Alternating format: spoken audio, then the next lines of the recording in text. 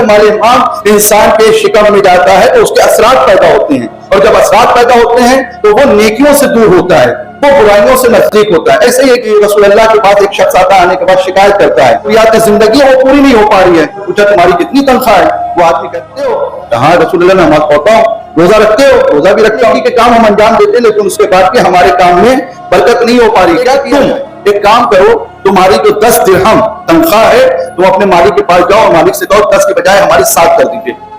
रसूल अल्लाह को क्या करना चाहिए था? रसूल अल्लाह को करना ये चाहिए था 7 के बजाय वो ये कहते 10 है तो अपने मालिक से कहो 15 कर दीजिए, 7 कर दी। मेरी जो है 10 दिरहम तनख्वाह है, आप एक काम करिए, मुझे 10 न देकर 7 दिया करिए, 3 कम कर दीजिए।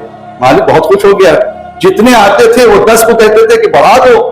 ये एक नया आदमी आया, ये कह रहा है कि 10 की जगह। अगर इंसान कुरान की, रसूल की, अहले बैत की बात पर अमल करे तो उसके रिस्क में परवरदिगार बहुत इजाफा करेगा। ये अहले बैत की, रसूल की बात मान के आया, ऐसे ही सुना, 7 कर दिया। 7 करने के बाद महीना गुजरता रहा।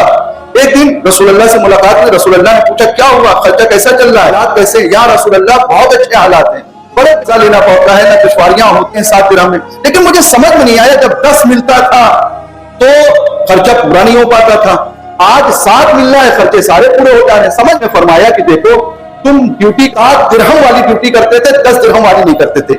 ये जो 3 दिरहम जो तुम ज्यादा ले रहे थे, ये माले हराम तुम्हारे पास आ रहा था। माले हराम में मिल जाता है हलाल में तो वो उसको फायदा नहीं पहुंचा पाता। लिहाजा जैसे ही तुमने हराम का माल अपने हलाल माल से जुदा किया, अल्लाह ने तुम्हें बरकत देना शुरू कर दी है।